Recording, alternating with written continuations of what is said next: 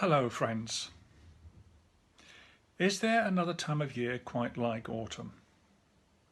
Well, no, because each season has its own purpose and is a preparation for the next one.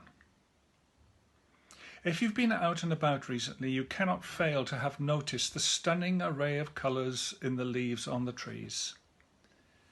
It's as though the eternal master painter, Creator God, has got out his paint palette and thrown yellow, orange and especially fiery reds across the landscape in a riot of beauty, a great final flourish to draw our eyes to him and exclaim, "Wow, isn't that wonderful?" It was Louis Armstrong who took some simple lyrics and turned them into a classic song. What a wonderful world. He sang, "I see skies of blue and clouds of white, the bright blessed day, the dark sacred night, and I think to myself, what a wonderful world." Go on, admit it. You're singing along, aren't you? It's as though those words are a paraphrase of Psalm 19, verse 1. The heavens declare the glory of God. The skies proclaim the work of his hands. Day after day they pour forth speech. Night after night they display knowledge. The natural world is a constant reminder of God's great spiritual truths. Would Jesus have spoken of fig trees, lilies, sparrows, or sheep if it were not so? When autumn leaves fall to the ground, new life is ready to spring up again almost immediately. Mushrooms and fungi thrive in these mouldy, damp conditions. And the one who pointed men to God's handiwork repeatedly lifted their eyes to what is to come, to what is prepared for those who love him. Speaking of himself, Jesus declared to his adversaries, "Destroy this temple, and I will rise it again in 3 days." One of our nation's greatest poets, John Keats, wrote a poem, Ode to Autumn, following a walk in the water meadows behind Winchester College. Keats invites us to look upon this season of final flourishes with reverence and awe, with this opening line, "Season of mists and mellow fruitfulness." This inspiring season is another reason for us to understand God's great, awesome purpose in the resurrection of Jesus. His final flourish of encouragement to his disciples with the words, "And surely I am with you always to the very end of the age," is one we can depend on as a truth as his disciples today. Many a time the final verse of Psalm 19 is used as an introductory prayer to a sermon. But today I'd like to use it as intended by the writer King David as a conclusion to our thoughts today. May the words of my mouth and the meditations of our hearts be pleasing in your sight, O Lord, our rock and our Redeemer. Amen. God bless us, everyone.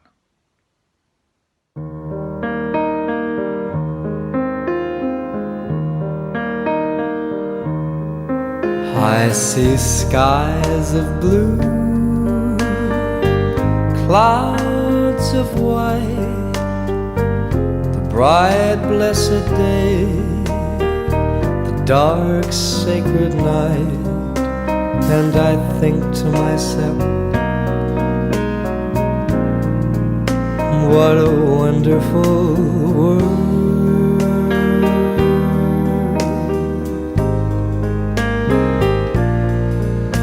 I see trees of green, red roses roses too. I see them bloom for me and you, and I think to myself, what a wonderful world.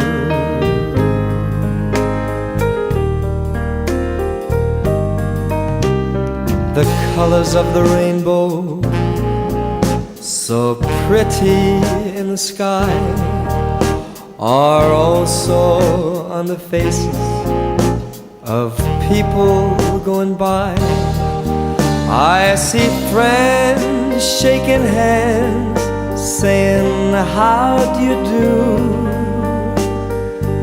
They're really saying, I love you. I hear babies cry, I watch them grow. They'll learn much more than I'll ever know. And I think to myself, what a wonderful world.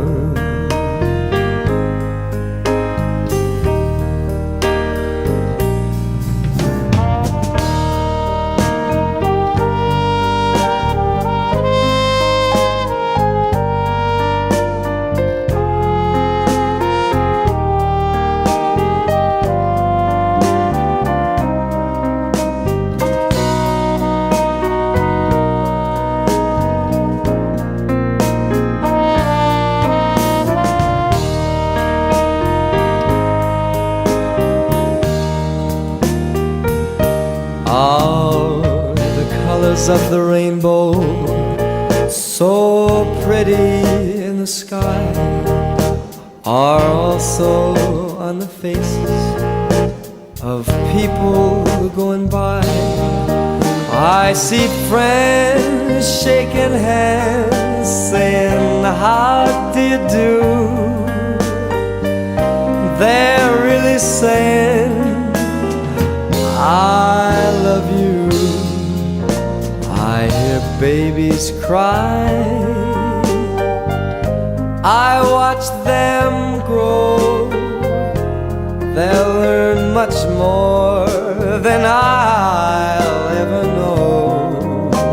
And I think to myself, what a wonderful world.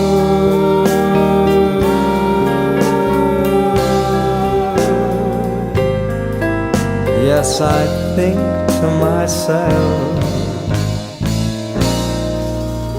what a wonderful world.